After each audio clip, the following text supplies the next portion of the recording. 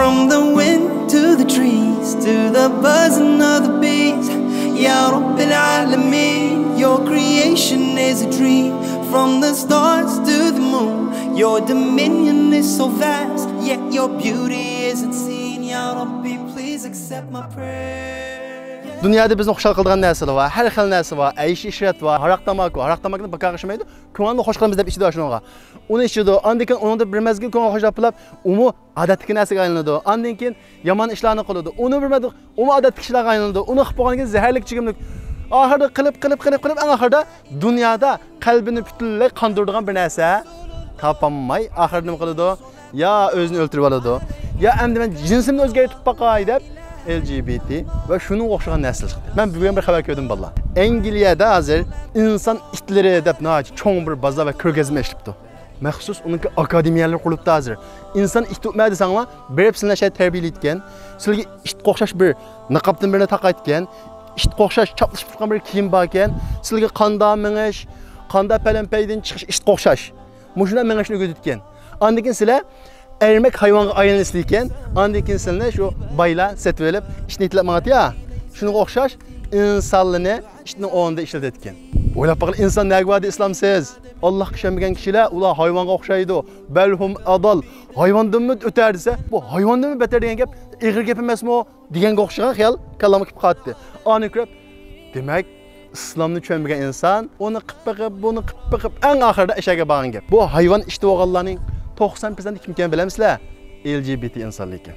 Nima uchun qildi deganini bayon qilib, shu xabarda birinchisi ruhiy xushallik qildi. Hammashini qilib, jinsimizni o'zgartirib boqib, ammo shunday bir yashab boqilay deb qilgan. Ikkinchisi moddiy sabab bor ekan. Bu nayt qimmat setayotgan uni.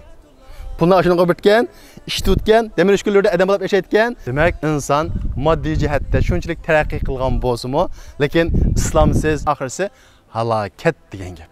Shunga İslam'a her vakit elhamdülillah ala ni'metil İslam. Allah bizni yaratib, Allah'ını tanımaydigan ana şundak acayip hayvandan pes yo'q tushadigan bir inson emas. Yaratquchisini tanıydigan bir musulmon qilib, shu xil jamiyatning ichida yaratganligiga yana bir qatim shukr qilishimiz kerak. Endi maqsad kelsak, keyindagi qani ko'rdingiz shuni vallah. Nima degan gap? La ilaha illallah Muhammedur Rasulullah. Bunun Uygurcası Allah'tan başka ilah yoktur. Muhammed Allah'ın elçisi diyen gap. La ilahe illallah Muhammedur Rasulullah. Nayet addi bir cümle. Lakin Peygamberimiz Muhammed Aleyhisselam Mekke müşriklerine karşı verip La ilahe illallah dep pranlar dese diyorlar mı diye? Resulullah kılıç kütedi. Hoy, öyle bakın kılıç kütesi adam ölütü. La ilahe illallah Muhammedur Rasulullah dep kap üzerine işine kalsa bulmam diye. Nima uchun kılıç kütürüp uğraştı. La ilahe illallah'ın tigide nurgulgan ma'nalar var. Ani bilgeçka ular. La ilahe illallah Muhammedur Resulullah deb qaplam iştugumuydu onun için nurgun iş var deb şunu maqlıq. Amma biz bu la ilahe illallah'ın tigidiki nurgun işini oxumay la ilahe illallah Muhammedur Resulullah deb qap qarsa musulmon şekli amma bir xil musulmonga loyiq haqiqiy bir ruh, jasorat, shijoat yo'q. Biz haqiqiy musulmonga loyiq bo'lmagandan Allah'nınki musulmonga bir va'dasi var ya, şunu gelmeydi. Biz de hey nima Allah Taala musulmonga yardım qilmaydi. Biz şu yardım qilgan musulmon bo'la oldikmi? Bu la ilahe illallah'ın tegidagi bo'shliqni to'ldira oldikmi? Qanchalik to'ldirdik? O'ylab boqinglar. Payg'ambarimiz Muhammad alayhisalom "Men qala la ilahe illallah dakhalal jannat" deydi. Bak cho'ng gap. Kimki la ilahe illallah desa, jannatga kirdi dedi. Ba'zilarimiz la ilahe illallah jannatga kirdik. Anda şu an bas Ebu Cehil mi deydi la ilahe illallah'ni? Anda deyiş meselesi emas o. Bir kene Ebu Hureyre nayt aldırapmandı da, Hazreti Ömer aldın tuzap nega mangdan dedi. Ben Resulullah'tan bir gap aldım. Bunu halak yetkizme dedi. Nim dep anıldayan dedi. Peygamberimiz Muhammed Aleyhisselam la ilahe illallah dese cennet kirdi dedi. Men bu gapni kişiler yetkizme dedi. Hazreti Ömer meydisini şakkada tutup bunu deme. Hazırki kişiler mani çönmeydi. Bunu desen yettekü aleyha. Onu yunvaldı halak. Yani onun tigedeki mahyan çönmey. La ilahe illallah hem cennet ki. Onda iş yok. Eğer onda degen bostu umid etti. O la ilahe illallah diyen gap bizninki iş hareketimizi özgertidi. Kıymet karşımızı özgertidi. Biz yaş kurduğu adımızı özgertidi. Biz yaman kurduğu adımızı özgertidi. Yani bizim hayatımızı özgertidi. Onda olsa bu la ilahe illallah'da qanday talabli var? La ilahe illallah. La degenim degan gap yo'q degan gap. İslam inkar bilan boshlanadi. Shahadat kelimasi iman inkar bilan boshlanadi. Bizning bugungi imanimizning, musulmonligimizning o'tmaslab qolishini sababini nima desanglar? Allah'ma dedi, başqalama dedi. Şeriatda mı debdi, İslamda mı debdi, başqa mı debdi deb hammani qabul qildigan. Biz illallah deglik qaranglar. Allah ba deglik, amma la ilaha demeklik. Amma shahodat kalimasining sharti shuki, illalloh deyishdan ilgari, ya'ni Alloh bor deyishdan ilgari Allohdan boshqa hech bir iloh yo'q. Allohga ham teng turadigan hech qanday bir ideologiya, hukm, qonun yo'q degan bo'ladi.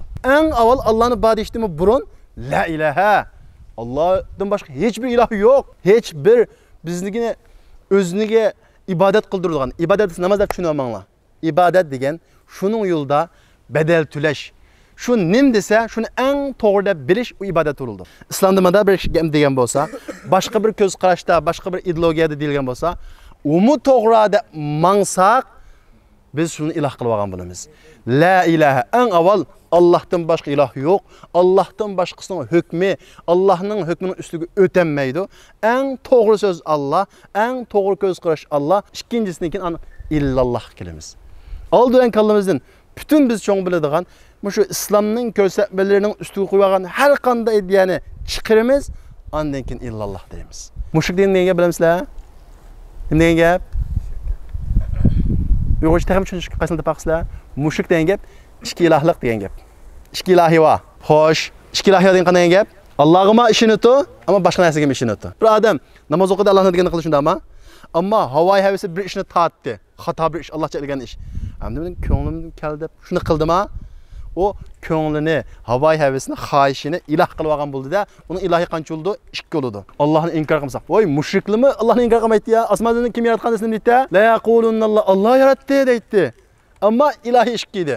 Afsuski, o'zini musulmon deb atgan ko'p sonliq insonlar o'zi bilib va yoki bilmay ikki ilohlik. Alloh degan nima qiladi? Ammo boshqa bir ideologiyaga yine ergishib mangdi. Bu xil iymon asla qabul qilinmaydi, manfaat bermaydi. Chunki iymonning sharti la ilaha. Hech bir iloh yo'q. Illalloh, faqat Alloh bor. İnkar bilan boshlanadi. Shu Qur'on Karimda "Va men yakfuru bit-tagut va yu'min billah." Kimki tağutni inkar qilsa, ya'ni Allohdan boshqa, Allohning hukmiga, Allohning so'ziga oldiga chiqib qolgan har qanday bir shaxs bo'lsin yoki bir ideologiya bo'lsin, o'shni inkar qilib, va yu'min billah, Allohga ishonsa, faqat istamsaka bil urvatil wuthqa, mustahkam halqiga, ya'ni iymonga silgan bo'ldi deydi. Qarang, Allohga ishonishni ilgari deydi, tağut inkar qilish. Tağut degan nima desanglar? Ba'zi tağut bizniki nafsimiz olib qilishi mumkin. Nefsimiz. Mesela ko'nglimiz nimaga ta'ssa, shuni qilib versak, Allohninki so'ziga parvo qilmay, bizning ko'nglimiz u vaqtda tağut bo'lgan bo'ladi. Ya'ni Alloh bilan ko'z hukm talashgan, ko'rsatma talashgan har qanday bir narsa tağut. Biz oshunda tağutni inkor qilishimiz kerak. La ilaha degan shu. İlah yo'q, illalloh, faqat Allohla bor. Allohning gapila bor. Demak, la ilaha illallahning birinchi sharti ekan, Allohdan boshqa bütün narsani inkor qilish. Ya'ni Allohga ishonishni ilgari taqa bütün narsani chiqarib o'tib qilib, ondan keyin illalloh. Shunga bugungi yoshlarda, bizlardagi eng chong masala illalloh deganlik. Alloh bor deymiz, ammo la ilaha illallohni toz deyanmaylik. Buni deyamasak, iymonimiz iymon bo'lmaydi. Bu bizningki la ilalloh degan gapimiz payg'ambarimiz degandek bizni jannatga kirmaydi. Jannatga kiradigan la ilaha illalloh shu to'liq la ilaha. Alloh dedimi ma timida bir gapni. Tamam, undan boshqa hech qanday bir gapga o'rin yo'q. Nimishqa illalloh. Chunki Allohning gapi gap. Bugun biz la ilaha illalloh haqida mushunchalik to'xtalamiz. Ya'ni la ilahaning birinchi sharti